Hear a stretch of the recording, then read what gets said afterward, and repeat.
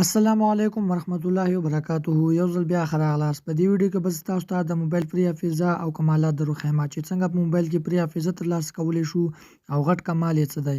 ملګرو راځئ چې په ویډیو باندې پیل وکړو. نو د دې لپاره به تاسو ډرایو اپلیکیشن راخلاص کړئ. که چیرې ډرایو تاسو سره په موبایل کې نه وي یا یې نشئ پیدا کولی نو تاسو راشئ خپل پلی سټور ته. په پلی سټور کې به تاسو سرچ کړئ ډرایو. کله چې ډرایو تاسو سرچ کړئ نو تاسو ته به لومړی اپلیکیشن راشي ګوګل ډرایو. همدا اپلیکیشن دی دا به تاسو له دې څخه انسټال کړئ یا بیا اوپن کړئ ځکه چې دا په ټولو موبایلو کې له خپل ځانه وي. خو کله چې دا تاسو اوپن کړئ نو دلته تاسو ته ښکاري چې موږ دوه فولډرې او درې انځوران پکې اچولي دي. نو کله چې په ګوګل ډرایو کې موږ خپل ضروري ډیټا واچوو نو د کمال خبره دا ده که چیرې په دې موبایل کې موږ په دې ځای کې شیان واچوو نو که په بل موبایل کې هم موږ خپل ایمیل راخلاص کړو نو همدا شیان به هلته هم موجود وي او دا به له دې څخه نه ډیلیټ کېږي. یعنې دا په موبایل پورې اړه نه لري که دا خپل ایمیل مونږ په هر ځای کې راخلاص کړو، په هر موبایل کې راخلاص کړو، په لیپټاپ کې راخلاص کړو نو دا شیان به مونږ سره هلته موجود وي. نو په دې ځای کې چې تاسو ته کومې دا دوه فولډر ښکاري دا موږ په بل موبایل کې اچولي دي خو په دې موبایل کې چې کله ما خپل ایمیل راخلاص کړو نو تاسو ته دلته ښکاري چې دا دوه فولډر یې ماته همدلته راغلي دي. نو زه به تاسو ته په دې ګوګل ډرایو کې د فایلونو د خېجولو طریقه هم دروښیم خو لومړی به زه تاسو ته یو بل اپشن دروښیم. نو کله چې تاسو په دریو لیکو باندې کلیک وکړئ نو ښکته تاسو ته ښکاري چې موږ ته 15 جی بي فری حافظه یې راکړې ده. که موږ په دې درې ټکو باندې کلیک کړو نو دلته به موږ ته نور اپشنې هم راکړي.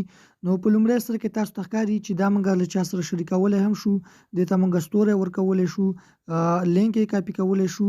دا موږ له دې ځای نه بیرته د موبایل حافظې ته هم ډاونلوډ کولی شو او په دې ځای کې موږ نوم ورته چینج کولی شو او په دې ځای کې ګوګل ډرایو ته شارټ کټ ویستلی شو او په دې ځای کې دا موږ بل فولډر ته هم لیږلی شو او په دې ځای کې تاسو د موبایل هوم سکرین ته دا هم لیږلی شئ او په دې ځای کې دا ریموو ته دا تاسو ډیلیټ کولی هم شئ.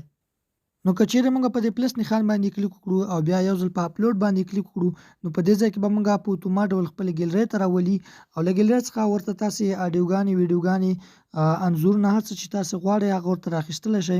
زه به ورته یو انځور راواخلم، دغه انځور به زه ورته راواخلم او له هغې څخه وروسته به زه په ډون باندې کلیک وکړم نو دلته تاسو ته ښکاري چې اپلوډینګ موږ ته روان شو او اوس به موږ ته دا انځور په ګوګل ډرایو کې سیو شي. نو ښکته تاسو ته ښکاري چې دا انځور موږ ته په ګوګل ډرایو کې سیو شو.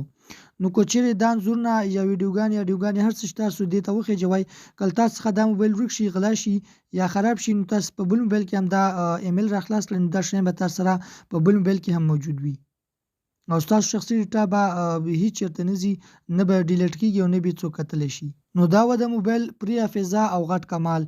د داسې نورو جالبو ټکنیکل ویډیوګانو لپاره زموږ چینل سبسکرایب کړئ. تر بلې ویډیو مو د خدای په امان.